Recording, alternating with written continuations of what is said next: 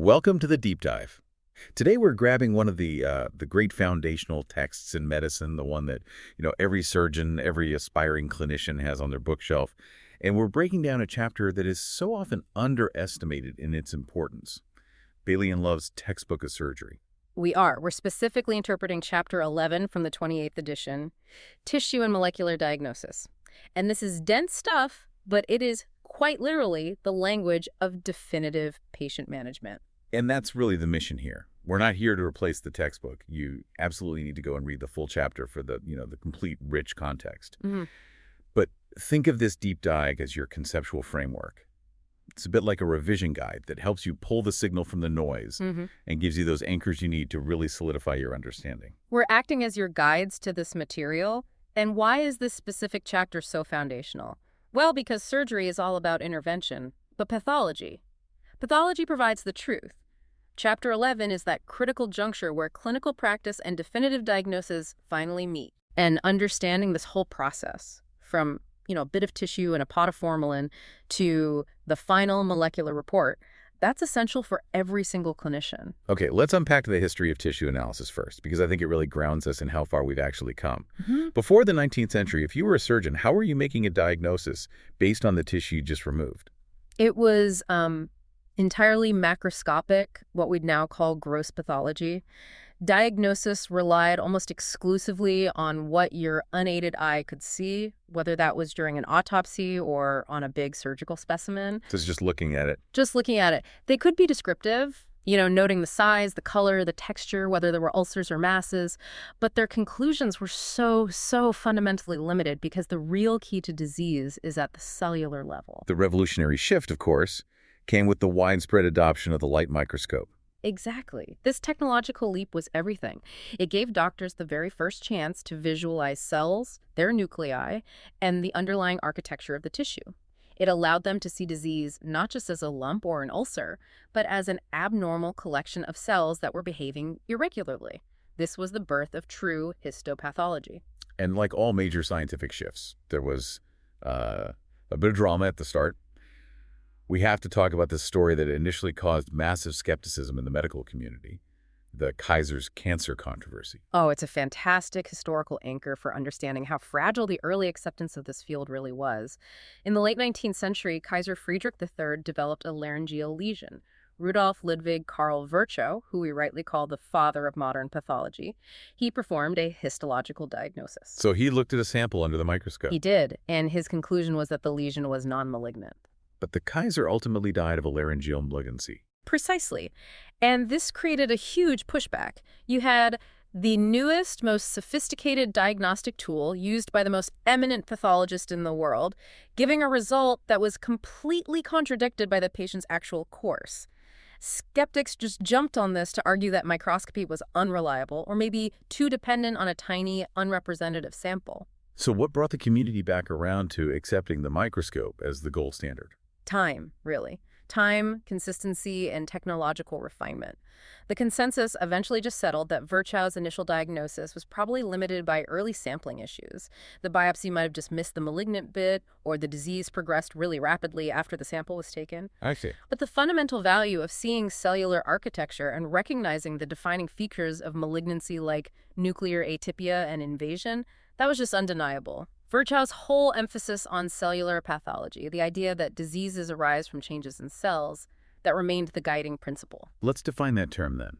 When we talk about cellular pathology today, what are we actually covering? Cellular pathology is really the specialty dealing with disease at the cellular and tissue level. It's a kind of umbrella term that encompasses a few things. Histopathology, which is analyzing tissue biopsies and resections. Okay. Cytopathology, so analyzing isolated cells from fluids or smears.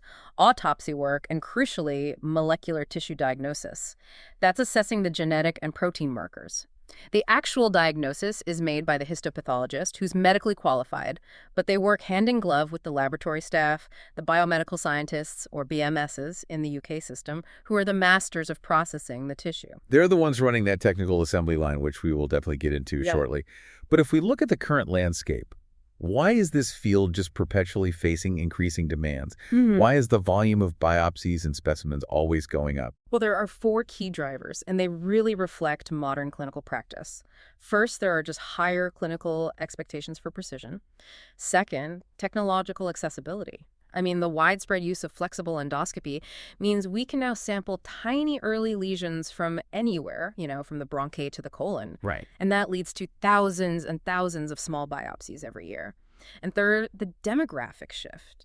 An aging population just inherently means a higher prevalence of cancer and chronic illnesses that need tissue confirmation. And it seems like the success of preventative medicine has actually become a workload driver for pathologists. Oh, absolutely. The national screening programs, cervical, bowel, breast, they generate enormous volumes of cellular material and biopsies that all need meticulous analysis to detect pre-malignant or early malignant changes. Pathologists are right there on the front lines of public health screening. And the textbook points out that this increasing volume comes with new obligations, especially in oncology. Yes, it does. Pathologists now have mandatory obligations. They have to comply with these highly detailed national and international reporting standards.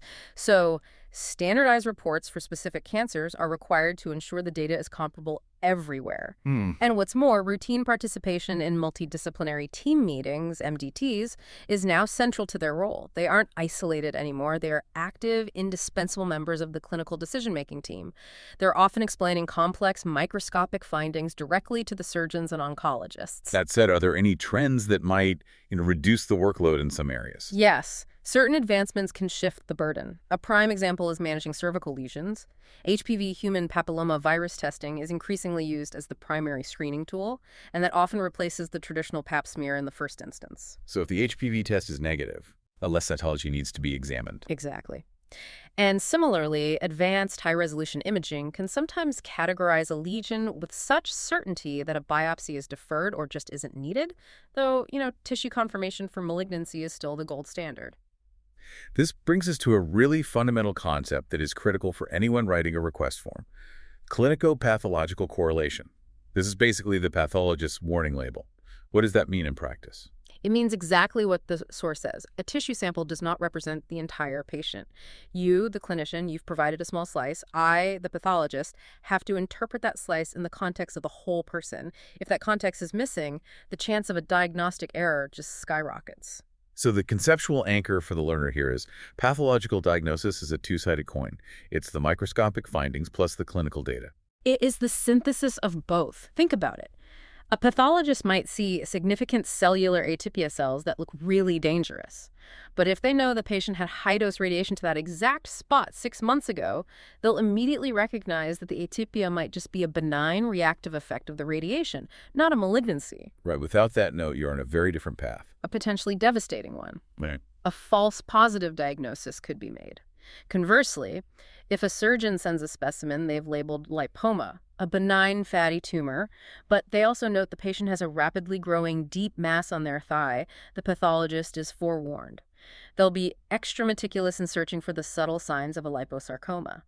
Good clinical details save lives and they prevent errors. That makes the request form, which I think is often seen as just a bureaucratic nuisance, actually the most critical piece of communication between the operating room and the lab. Absolutely. The site, the patient's age, previous medications, radiation history, the macroscopic impression, these details are the lifeblood of accurate pathology. It's moving to the clinical mission. So the tissue is in the lab. What is the pathologist actually delivering to the surgical team and the oncologist? It sounds like it's much more nuanced than just a simple cancer or no cancer report. Oh, it's a detailed management roadmap. The source materials, summary box 11.1, categorizes it well. The contributions are all interconnected. First, you have the core mission, diagnosis. Right. Is this suspected ulcer actually just an ulcer, or is it a basal cell carcinoma? Is this lump a cyst or a fibroadenoma? We confirm or we refute the clinical suspicion. And once we confirm something's abnormal, we need to know what it is. And that leads to classification. For neoplasm, this means categorizing the tumor type. Is it a squamous cell carcinoma, an adenocarcinoma, or maybe a neuroendocrine tumor?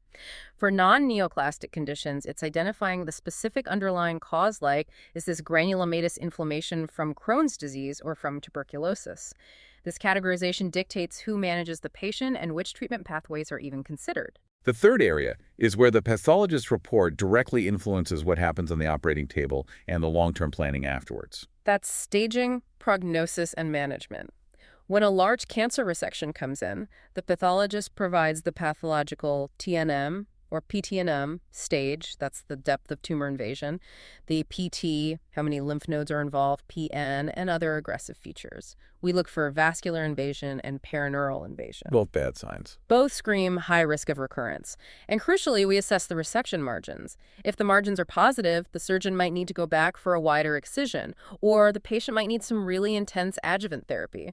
This information is instantly actionable. And the treatment response assessment? That must be vital, especially now with neoadjuvant therapy, the treatment given before surgery. Yes, that's the fourth point.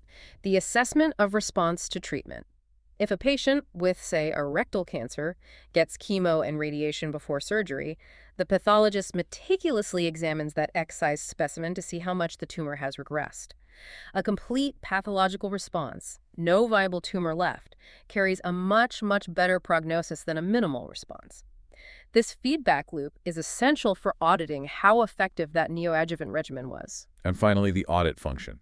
Pathology provides the gold standard. It's the truth against which all clinical suspicion is measured. So this facilitates audit. It helps surgeons, endoscopists, radiologists check their accuracy.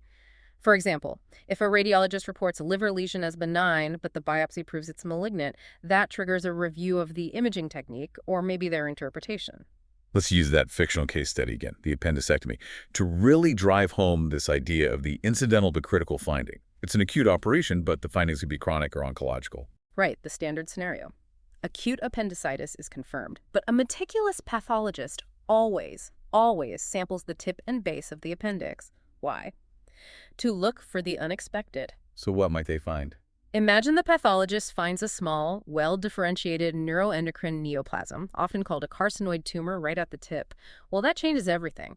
Management shifts immediately from just recovering from a simple surgery to staging and surveillance for a cancer. Or what if they find something inflammatory but chronic? They might see non-caseating granulomas in the appendix wall.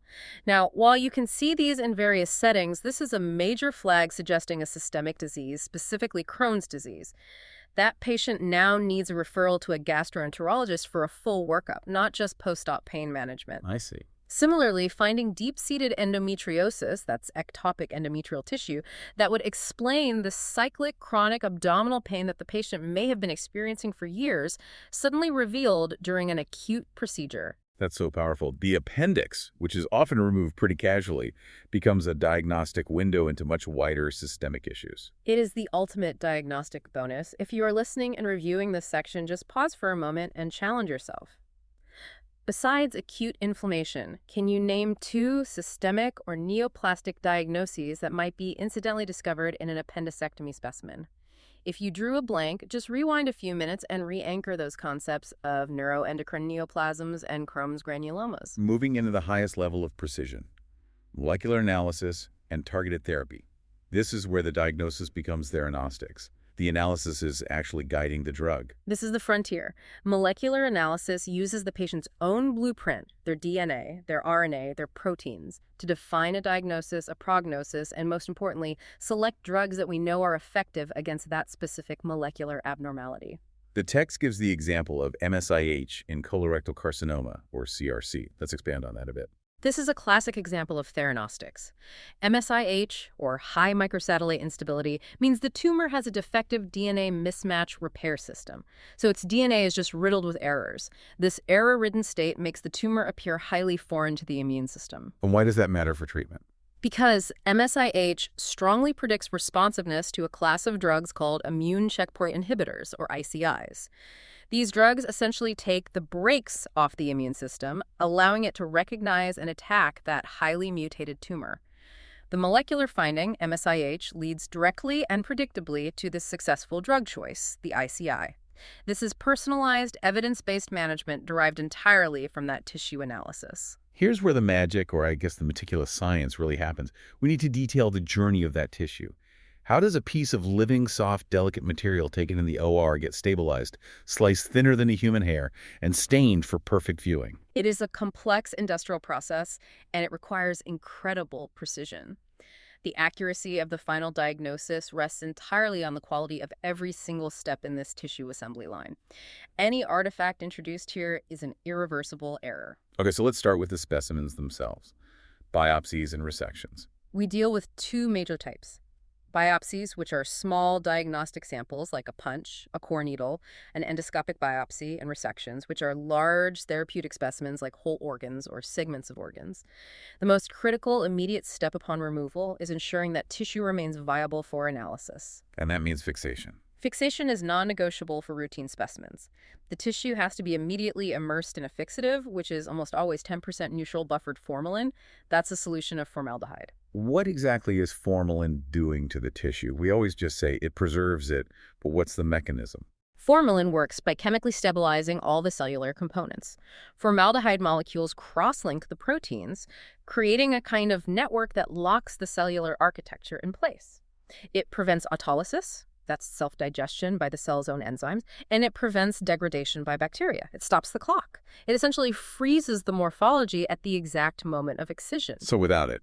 Without it, the tissue morphology would rapidly break down, making an accurate diagnosis impossible. And this leads to a crucial point that's often missed by people submitting large specimens. Yeah. Timing and volume. The volume of formalin should be at least 10 times the volume of the tissue. Right. And for large, dense surgical resections, like a piece of bowel or uterus adequate fixation, takes a long time, often 24 to 48 hours. If the specimen is too large or too dense, the formalin won't penetrate to the core in time, and you get a poorly fixed center full of artifact.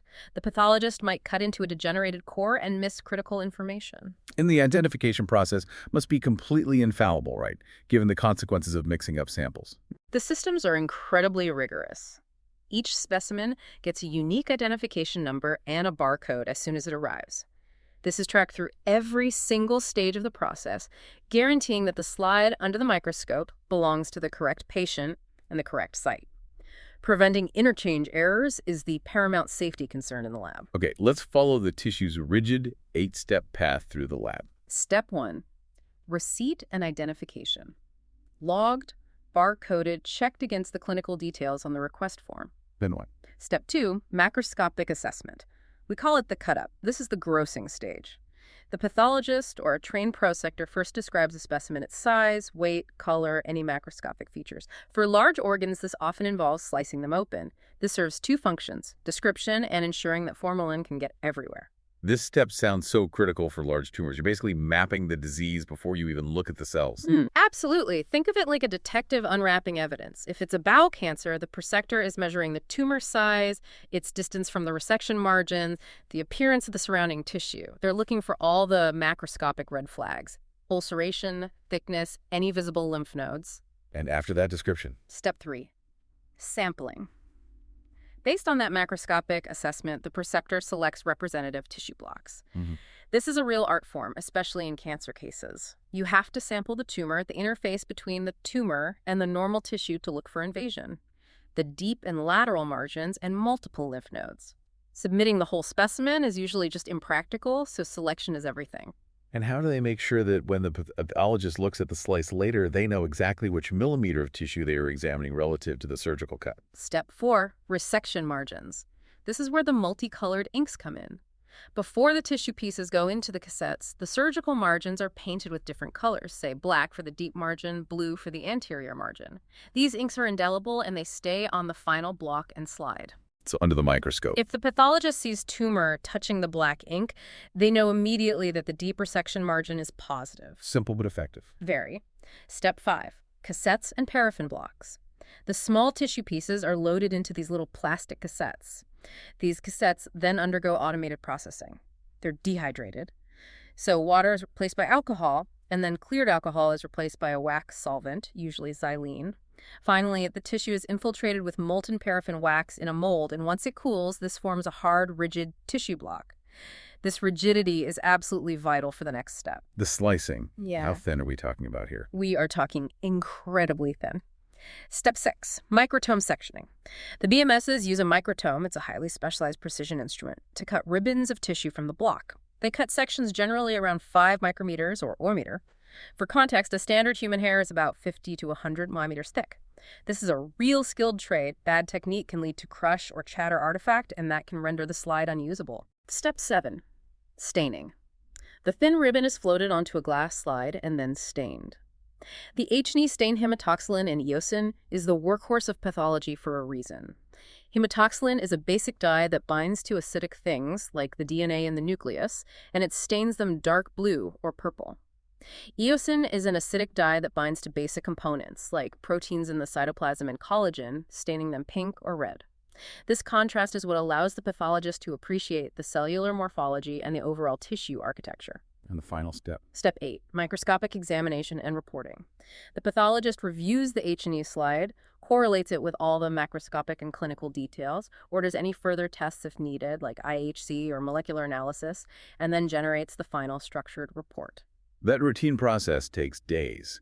But what happens when time is of the essence and the surgical team needs a quick answer intraoperatively? For example, to confirm if a sentinel lymph node is positive before they proceed to a full axillary dissection. That is the frozen section diagnosis. Instead of fixation, the tissue is rapidly cooled to very low temperatures, usually around minus 20 degrees Celsius, in a machine called a cryostat. This freezing process hardens the tissue instantly, allowing it to be cut on the microtome and stained within minutes. What's the major catch then? You get speed, but what do you lose? You lose quality and diagnostic precision. The rapid freezing causes water inside the cells to form microscopic ice crystals. These crystals distort the cellular architecture, creating what we call freezing artifact, which results in blurry, hazy sections compared to the crispness of formalin-fixed tissue. I see. And furthermore, certain tissues are notoriously difficult. Fatty tissues, like breast or lymph nodes, have a high lipid content that's hard to freeze uniformly, so sectioning is challenging and prone to shatter artifact. The pathologist has to know the inherent limitations of the frozen section and really limit their answer to the immediate question. Things like, is this definitely malignant? Or is the margin clear? They usually defer any nuanced subclassification until the definitive formalin-fixed block is ready. Let's pivot to cytology, so. Diagnosis based on isolated cells rather than intact tissue. Cytology is highly valuable for screening and for quick diagnoses.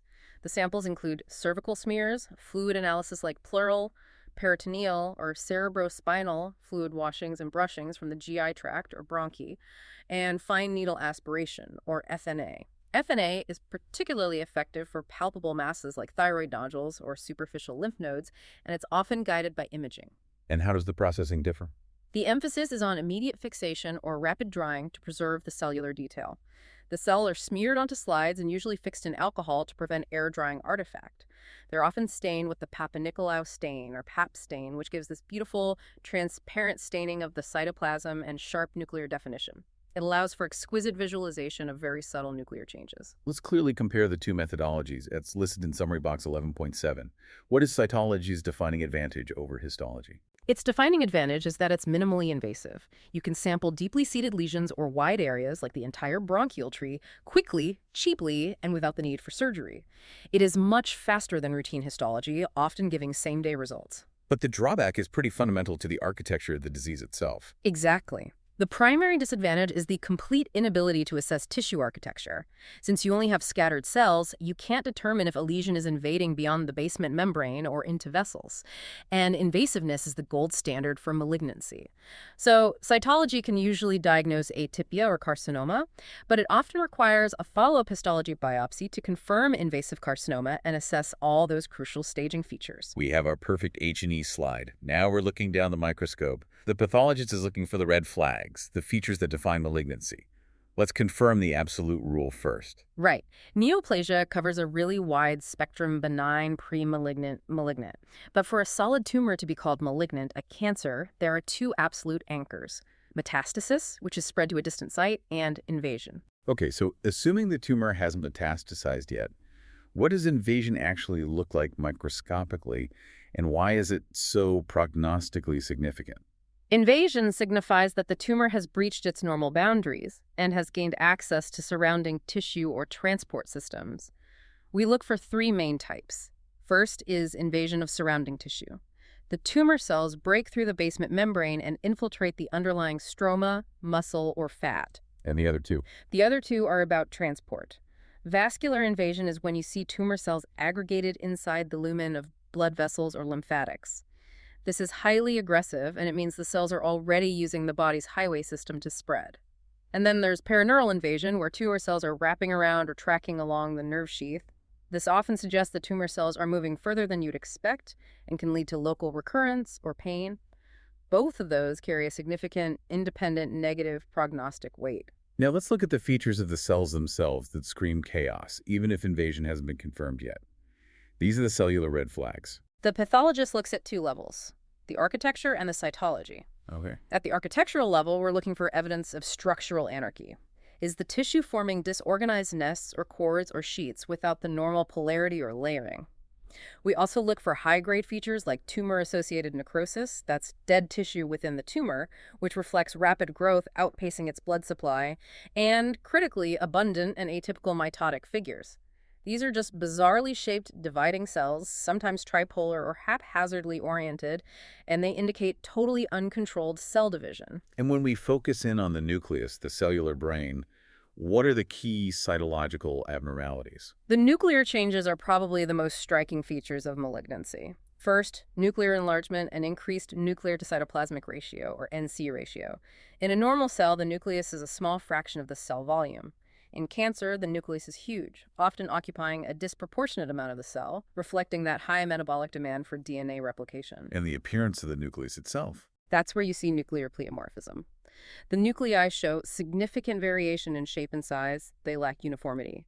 Then there's nuclear hyperchromasia. The nuclei stain intensely dark purple or blue with hematoxylin. This is due to an abundance of aggregated chromatin, or DNA, because the cells are constantly replicating and mutating their genome. And finally, you see prominent or multiple nucleoli. The nucleoli, which are involved in ribosome synthesis, become noticeably enlarged and often increase in number, indicating hyperactive protein synthesis needed for that uncontrolled growth.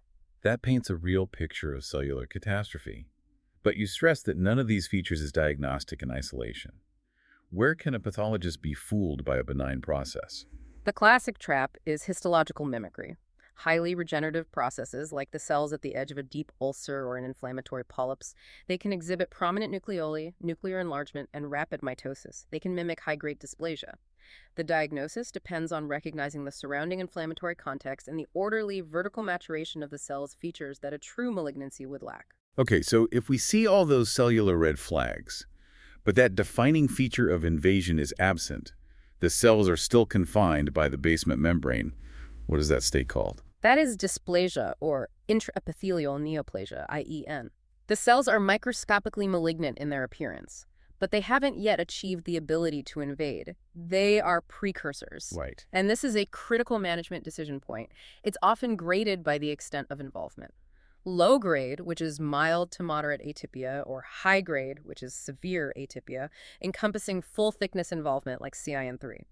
High-grade dysplasia is treated aggressively because it carries a high risk of progressing to invasive carcinoma, but the management is still different from treating full-blown invasive disease. Errors happen in medicine.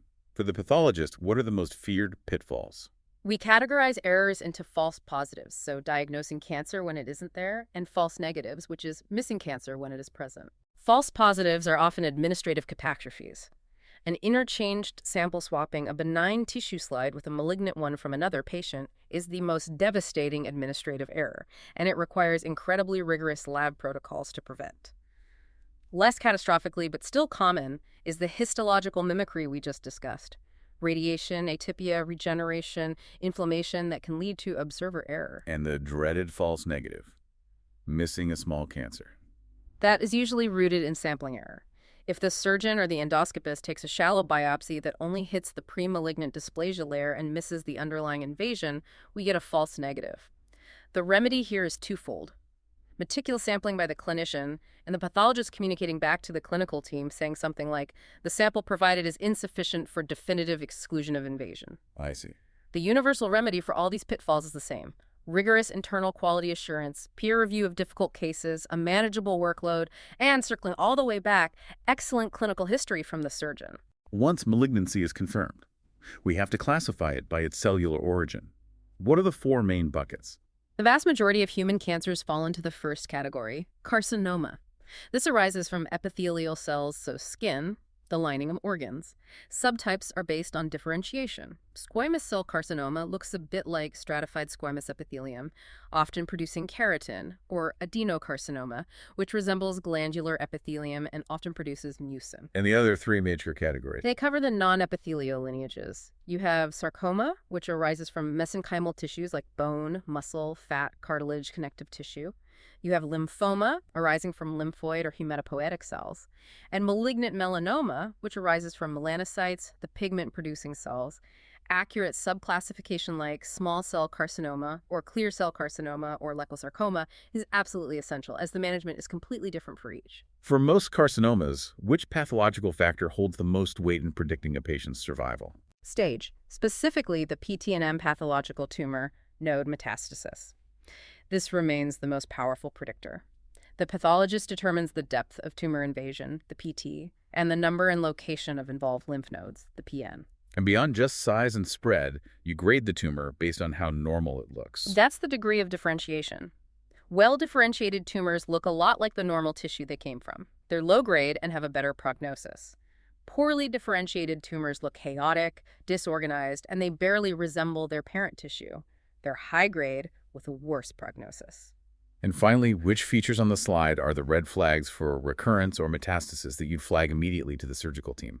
Besides positive margins, the detection of vascular invasion, either lymphatic or venous, and perineural invasion are strong, independent predictors of a worse outcome and a higher risk of metastasis. And that often pushes the patient toward more aggressive adjuvant therapy. The public often thinks the pathologist only looks for cancer, but most surgical specimens are non-neoplastic. So what's the pathologist's primary role when they're looking at a gallbladder removed for cholecystitis or a uterus removed for fibroids? The role is really twofold: confirmation and exclusion.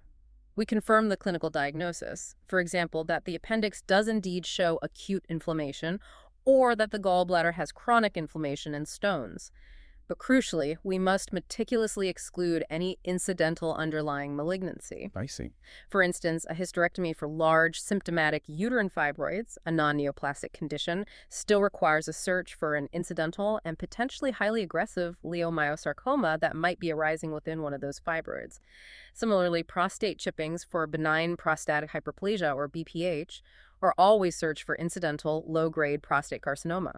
Let's discuss the language of inflammation under the microscope. What defines acute versus chronic inflammation?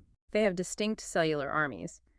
Acute inflammation is characterized by the presence of large numbers of neutrophils, or polymorphonuclear leukocytes. They're the first responders.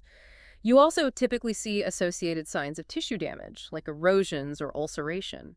This is the rapid response to an acute injury or infection. And chronic. Chronic inflammation, on the other hand, involves a sustained longer-term response, and it's characterized primarily by an infiltration of lymphocytes and plasma cells. These are the immune memory and antibody-producing cells, and they reflect a prolonged reaction. We also look for specific cells like eosinophils, which are brightly pink on H&E, and they are highly suggestive of a parasitic infection or hypersensitivity reactions like eosinophilic esophagitis. Let's focus on the conceptual anchor of the granuloma differential. Seeing a granuloma immediately suggests a very specific type of immune reaction and opens up a potentially life-changing differential diagnosis. A granuloma is a highly organized collection of activated macrophages. They flatten out and look epithelial-like, which is why they're called epithelioid histiocytes. They often merge to form large multinucleate giant cells, like Langerhans giant cells. This structure forms when the body is trying to wall off a persistent, difficult-to-clear irritant or infection. And what are the main culprits that force the pathologist down this diagnostic pathway? This is where clinico-pathological correlation is absolutely vital. The differential diagnosis includes mycobacterial infection, like tuberculosis, which often produces case-eating necrosis inside the granuloma, fungal infection, like cryptococcus or histoplasmosis, sarcoidosis, which is a systemic inflammatory disorder, Crohn's disease, where you see non-case-eating granulomas commonly in the GI tract, or a simple reaction to foreign material, like suture threads or talc. So if a granuloma is found, the pathologist has to recommend specific stains, like a ZN or fungal stains, to exclude infection, and the clinician absolutely must provide context on any systemic symptoms. before we move to the advanced toolkit, let's quickly nail down the vocabulary for some fundamental tissue changes, as these definitions can be easily confused. These are the basic terms for cellular adaptation and injury. Hyperplasia is an increase in the absolute number of cells in a tissue, leading to enlargement like endometrial hyperplasia or BPH. Okay. Hypertrophy is an increase in the size of the individual cells, not the number, and it's usually due to increased workload, like ventricular hypertrophy and hypertension. Atrophy is a reduction in the number or size of cells, resulting in a smaller organ or structure, like brain atrophy with aging. And metaplasia, that one's critical. It is. Metaplasia is a critical acquired process where one mature differentiated cell type is replaced by a different mature cell type. The most cited example is Barrett's esophagus, where a protective squamous epithelium is replaced by intestinal-type columnar epithelium because of acid reflux. This cell type change is an adaptive response, but it places the tissue on a precursor path toward malignancy, so dysplasia and then adenocarcinoma. And the distinction between the two types of cell death. Necrosis is accidental cell death, often from injury, like ischemia or toxins. It's characterized by cell swelling, rupture, and then subsequent inflammation. Apoptosis is programmed cell death. The cell voluntarily commits suicide. That's characterized by cell shrinkage, organized DNA condensation, and an absence of an inflammatory response. Okay, the H&E slide has provided the morphology, but the pathologist needs a tiebreaker, or they need to know the origin of a metastatic tumor. This is when they move from the routine H&E to the advanced toolkit. Right. This stage is where modern pathology truly integrates with precision oncology. We start by selectively adding specialized dyes. Special stains. Exactly. Special stains use chemical reactions to highlight substances or organisms that are often colorless on a standard H&E. Give us 3 classic examples that are crucial for differential diagnosis. Okay. 1, the periodic acid Schiff, or PAS stain. This is used to demonstrate complex carbohydrates, specifically glycogen, neutral mucin, and the cell walls of many fungi. We often use it with a diastase enzyme pretreatment, which we call DPS. Since diastase digests glycogen, any red staining that remains is confirmed as mucin, and that helps us identify mucinous adenocarcinomas. Okay, number 2. 2, Pearl's Prussian blue stain. This uses a chemical reaction to specifically detect and highlight iron deposition. We use this to confirm conditions like hemochromatosis in the liver or to look for hemorrhage hemosiderin in tissue. And the 3rd. 3, the Ziehl-Neelsen or ZN stain. This is vital for infection control. It is an acid-fast stain used to identify mycobacteria, like Mycobacterium tuberculosis. The bacteria resist decolorization, so they stain bright red against a blue background, confirming a major infectious differential in the setting of a granuloma. Now, immunohistochemistry, or IHC. This relies on the specificity of antibodies and seems like the ultimate way to classify an ambiguous tumor. Can you walk us through the basic mechanism? IHC is highly targeted. The pathologist has a question. Does this cell express protein X? So first, a primary antibody, which is a specific antibody designed to bind only to that target antigen, protein X, is applied to the slide. Okay. Then a secondary antibody, which is linked to an enzyme, is applied.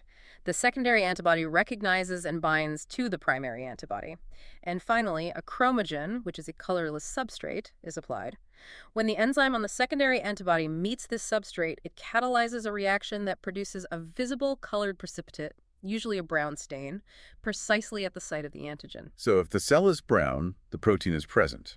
What are the key applications for IHC in cancer diagnosis, based on Summary Box 11.14? First, confirmation of cell type differentiation. This is often needed for undifferentiated tumors. We use panels. If we suspect carcinoma, we test for cytocortins. If we suspect lymphoma, we test for CD45. If we suspect melanoma, we test for S100 and Milana. And for metastases. Second, determining site of origin. If a patient presents with an unknown primary cancer, IHC guides the search. If the tumor is positive for PSA, prostate-specific antigen, it is virtually certain to be prostate cancer. Other markers are less specific but still highly useful. TTF1 suggests lung or thyroid.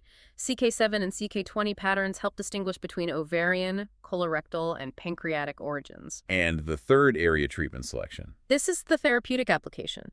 We use IHC to screen for actionable biomarkers that inform targeted therapy. We test HER2 expression in breast and gastric cancer. If it's overexpressed, that predicts response to trastuzumab. We calculate the Ki67 proliferation index, which is the percentage of cells actively dividing, and that's crucial for grading neuroendocrine tumors. And as we discussed, we use IHC to screen for the integrity of the mismatch repair proteins, or MMR proteins. IHC gives us the protein status. Now we're drilling down to the DNA and RNA, the ultimate blueprint. Let's start with a method that kind of bridges morphology and genetics. in situ hybridization, or ISH. ISH, and often fluorescence ISH, or FIS-SH, is essential because it allows the pathologist to visualize the genetic sequence where it is on the tissue slide. We use fluorescent or colored probes that bind directly to specific DNA or RNA sequences. So what's a classic application? A classic application is assessing HER2 amplification. We use FESH probes to literally count the number of HER2 genes in the nucleus of a breast cancer cell. If there are too many copies amplification, the result is positive for targeted therapy, even if the protein expression on IHC was ambiguous. ISH is also used to detect viral genomes like EBV. Next, the amplification machine, PCR, polymerase chain reaction. PCR is fast and incredibly sensitive. It takes a tiny starting segment of DNA and uses thermal cycling repeated heating and cooling along with enzymes and primers to create millions of copies. This high amplification allows us to analyze very small or degraded samples, including from formalin-fixed tissue. PCR is used for detecting specific point mutations, like KRAS, identifying fusion transcripts, and testing for MSI. But the real game changer in personalized medicine is next-generation sequencing, or NGS. Why is NGS so superior for modern oncology panels? NGS represents massively parallel sequencing. Instead of sequencing one DNA fragment at a time, like older methods, NGS sequences millions of fragments simultaneously. This gives it two huge advantages. One, speed and efficiency. It lets you evaluate hundreds of relevant genes and hotspots, the panel, in a single, cost-effective assay. Right, any other. Sensitivity. Because it sequences so deeply, it can detect mutations that are present in a very low percentage of the tumor cells. This is crucial when you're dealing with heterogeneous tumors or samples with high non-tumor contamination. NGS is the foundation of comprehensive genomic profiling. We have to emphasize that the pathologist's expertise is required even for molecular analysis, right? They're the gatekeepers ensuring the quality of the sample that goes into the sequencer. Oh, absolutely. The molecular lab relies on the pathologist to select the optimal tissue area. If a biopsy has 90% inflammatory cells and only 10% tumor cells, the NGS machine will primarily sequence noise. The pathologist has to assess the tumor cellularity and often performs microdissection, physically scraping or cutting only the tumor cells off the slide to enrich the sample and ensure a high yield of high-quality tumor DNA. Let's quickly review the underlying genetic principles that drive cancer, using the adenoma-carcinoma sequence as an anchor. Right. We have genes that step on the gas and genes that apply the brakes. Proto-oncogenes normally stimulate cell proliferation. When they're mutated into oncogenes like KRAS or BRF, they become constitutively active, driving uncontrolled growth. And the brakes. Conversely, tumor suppressor genes like TP53 or PTN normally inhibit proliferation or initiate cell death. When both copies are lost or mutated, the brakes are removed, allowing for unchecked proliferation. The classic adenoma-carcinoma sequence in colorectal cancer shows that malignancy isn't a single event. It's the result of accumulated complementary genetic abnormalities over time. Let's re-emphasize the importance of mismatch repair and MSIH and connect it back to the clinical outcome. The MMR genes MLH1, MSH2, MSH6, PMS2 are basically proofreading enzymes. A defect in this system, which we can detect by seeing an absence of the MMR proteins on IHC, or confirm with PCR or NGS showing high levels of microsatellite instability, or MSIH that has profound clinical implications. What are they? As summarized in the textbook, MSIH means a few things. 1, a better intrinsic prognosis in localized colorectal cancer. 2, a potential lack of response to certain older chemotherapies like 5-fluorouracil. 3, and most importantly, exceptional responsiveness to immune checkpoint inhibitors, even in metastatic disease. And 4, a need to check for a germline mutation that might suggest Lynch syndrome, which is a hereditary cancer risk. To make this practical, let's consolidate these molecular principles with 3 key examples where the pathologist's molecular report instantly changes the treatment plan. Okay. Number 1, colorectal carcinoma, or CRC. The critical check is for KRAS or NRAS mutations. If these are mutated, it locks the EGFR signaling pathway on, meaning any drug designed to block the EGFR receptor outside the cell, like cetuximab, will be completely ineffective. Detecting these mutations predicts resistance and saves the patient from pointless toxic therapy. We also check BRF V600E, a mutation that often signals aggressive, poor prognosis disease. Number 2. Non-small cell lung cancer, or NSCLC. Molecular testing is mandatory here. Activating EGFR mutations or ALK gene rearrangements define subsets of patients who should skip traditional chemotherapy and go straight to targeted oral inhibitors, like bifatinib for EGFR or crizotinib for ALK. The survival benefit is dramatic, and it's dictated entirely by that molecular blueprint. And the third example. Gastrointestinal stromal tumors, GISTs. GISTs are diagnosed and managed based on their mutations, typically in the KIT or PDGFRA genes. These mutations are the driving force of the tumor. Pathological identification confirms the diagnosis and predicts response to the specific tyrosine kinase inhibitor imatinib. The molecular result isn't just a classification, it's the instruction manual for the treatment. We have journeyed from Virchow's skepticism all the way to NGS-driven precision medicine. The final section of the chapter looks forward. What is the next seismic shift that's going to change the day-to-day life of the pathologist and the surgeon? It is the full implementation of digital pathology. This involves scanning the glass slides using high-speed, high-resolution scanners to create whole slide images, or WSIs. The pathologist then interprets these WSIs on a computer workstation rather than looking through a physical microscope. This sounds like a logistical improvement, but what are the profound clinical advantages of moving away from the eyepiece? It completely transforms connectivity and quality assurance. The key advantage is flexible, remote reporting. A pathologist can sign out cases from a specialized center hundreds of miles away, addressing staffing shortages and providing rapid expert consultation.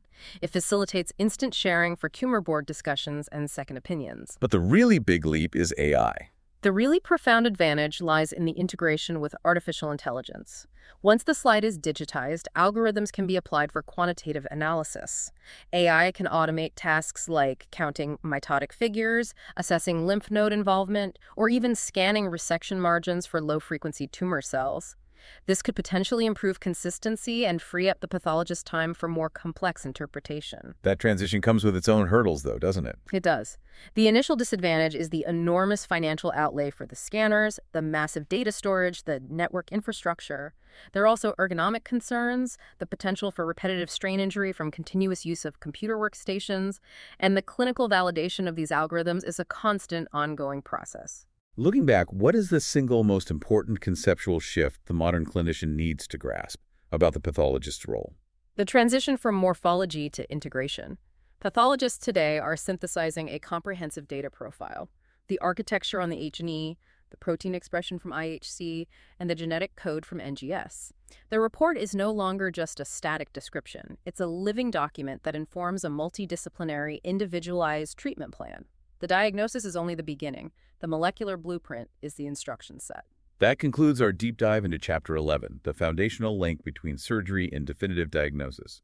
We've confirmed that the pathologist is critical not just for identifying disease, but for accurate staging, precise prognosis, and the selection of targeted therapies informed by molecular analysis. As you continue your study of surgery, remember the anchors we built. The two-sided coin of clinico-pathological correlation, the tissue assembly line process, the granuloma differential, and the power of that MSIH theranostic link.